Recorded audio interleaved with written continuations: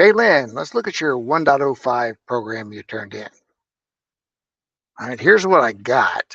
Uh, hashtag pseudocode sample. Should be hashtag your name, date, and purpose of program, but you just have the pseudocode sample. You do have your main function, a main, and you have, well, this looks like the practice problem they gave you in the lesson to do. This is just the practice problem. This is not the assignment. But you have one input statement, and then you did concatenation. That's good.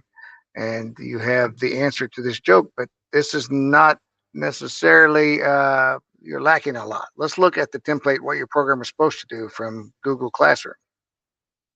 Okay, write a program to simulate a chatbot conversation. Use at least 3 interactive prompts. You have one. You ask one question. That's it. You don't ask 3. Assign to variables. Now, what you did ask, you did assign to a variable. You called it answer, but again, you only have one.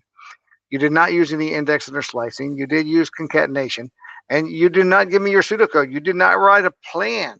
You're supposed to write a plan on how to do this. What conversation is the computer having with the person? I'm going to ask them their name. I'm going to ask them other questions other than just one joke. Missing a lot. There it is. Comments with your name, date, and short description. Didn't have that. So let's see. You did answer the question, but you're missing a lot of the requirements of the program. So when you're writing these programs, you have to go look at the requirements. You're a programmer. Here's what your boss says your program needs to do. And your program doesn't do that. So our customer is very upset. So pay attention to what's needed. If you're struggling with that, come see me. If you're having errors in your program, email your program to me. Save it and send it to me and say, I got error on line 11 or something. But make sure you're paying attention.